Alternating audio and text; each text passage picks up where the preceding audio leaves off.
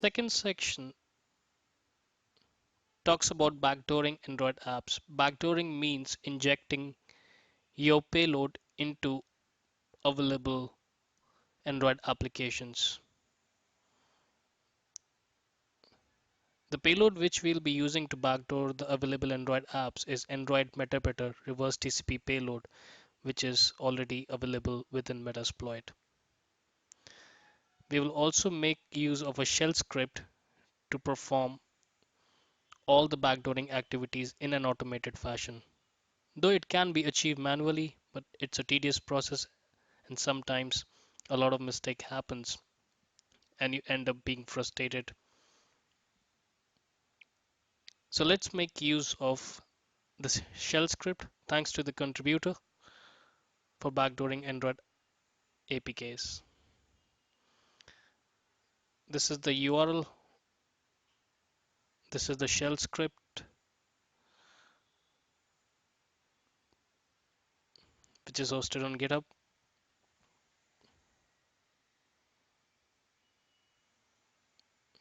Take a look at it again.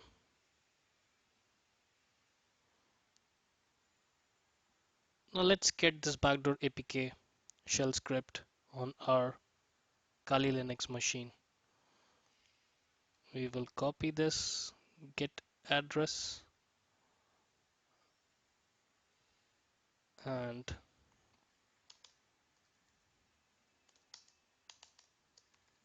we'll go to the console. We'll type in git clone and paste the address copied from GitHub.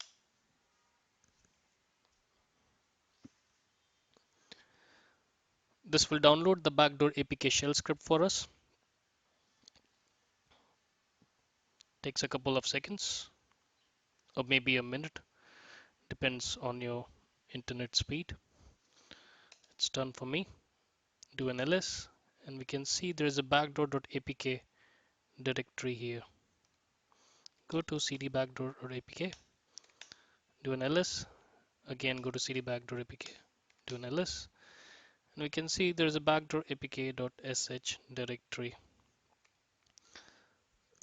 Now before we can make use of this shell script for backdooring Android applications, we need to do some configuration setting in the shell script.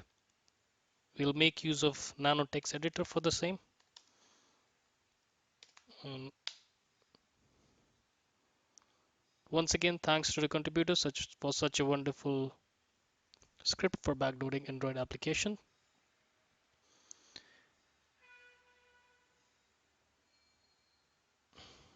Also, as you can see that there is a dependency for this script to run properly. So we will open a new terminal and we will download the dependency and install it. And we'll do yes. It's getting downloaded for us. Takes a couple of seconds.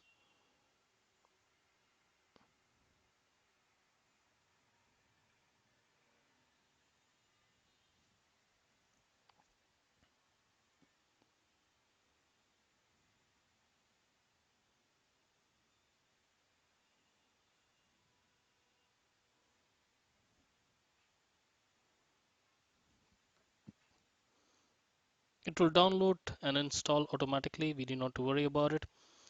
Let's go to some of the other options which are necessary for the script to execute and backdoor the Android app successfully.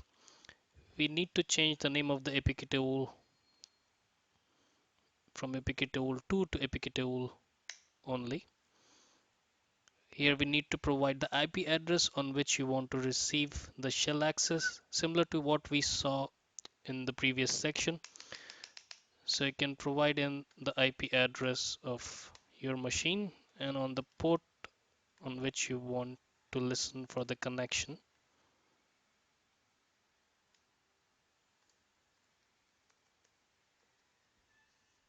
On attacking machine. At this point we are set. We'll save the changes by hitting Control O, enter, and then Control X for exit. If we look into the another terminal, dependencies got installed successfully. Everything is set now. Now, for this script to work successfully, we need APK tool version 2. Now let's see what is the APK tool version.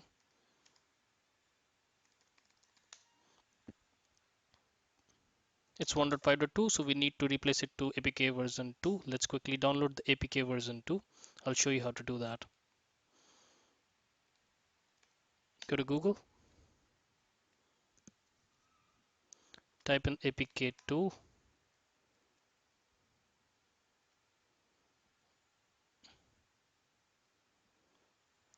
go to ibotpeaches.github APK tool install.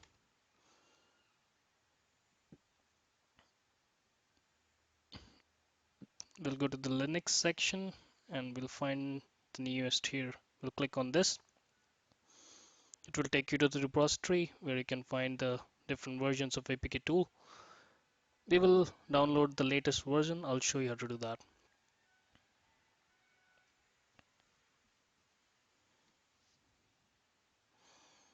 This is the latest version. We'll download it from here.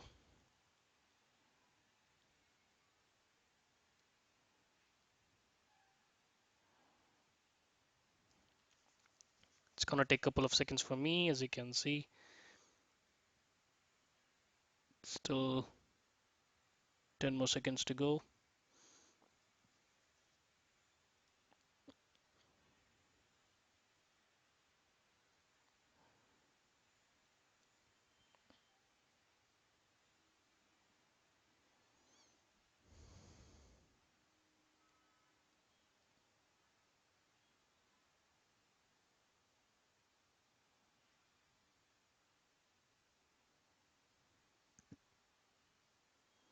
It might be faster for you because my internet connection really sucks sometimes. So once the APK tool is downloaded for you, you can find it into the download directory and we will make some changes there. I'll show you in a second. It's almost done. Now let's see. Open a new terminal. Go to the download directory. You can see we have APK tool 2.1.1. We will rename it to APK tool.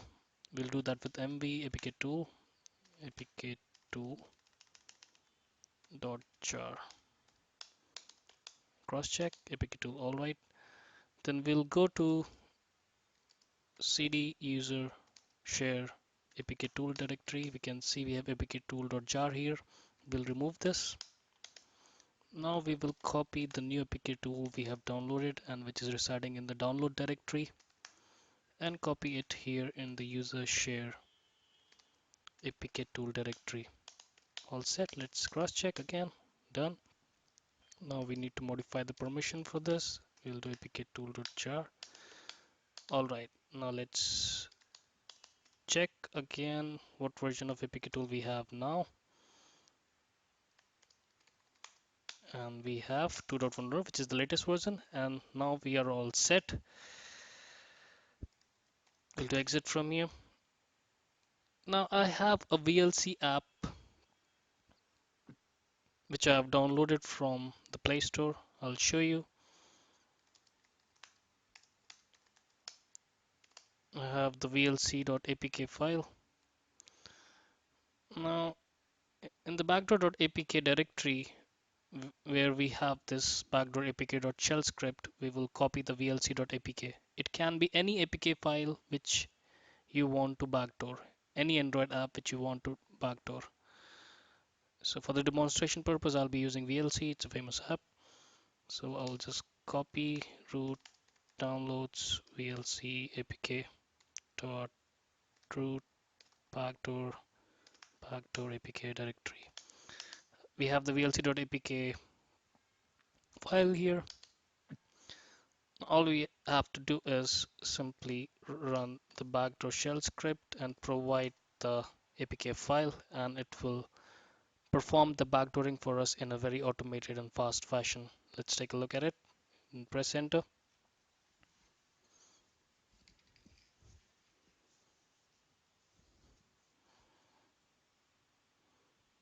Now it is decompiling the original APK file. So the original APK file is the VLC file, vlc.apk file. So for the decompiling, it makes use of APK tool. We saw how to use the latest APK tool. Now it is also decompiling the RAD file. RAD file also means the payload file. And now it is looking for location into the smallies and just doing some of the patching work and recompiling, and it will sign the newly generated backdoor for you, and everything will be set in a couple of more seconds.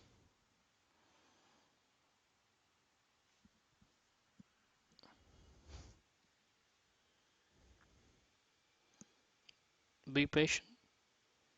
That's all I can say. Now it's selling the recompiled APK. Now done. Do an ls here. So we have our backdoor VLC APK file in the CD in the original directory. So we'll go to the original directory. We'll do an ls. There's a distribution directory here. We'll go to the CD distribution directory. We'll do an ls. We will see there's a vlc.apk file. This is the backdoor file. This is the VLC APK file which you need to send to the victim. This vlc.apk file is backdoored, so when the victim will install this VLC file, VLC will work as usual, but it will also give us shell access on our attacking machine, which is our Kali Linux machine. At the same point, in order to receive the shell, you also need to establish the handler, which we saw in the section first of this course, to receive the shell access. I hope you enjoyed watching the video and will use this information carefully. This course was for for research and education purpose only. Thank you for taking the course.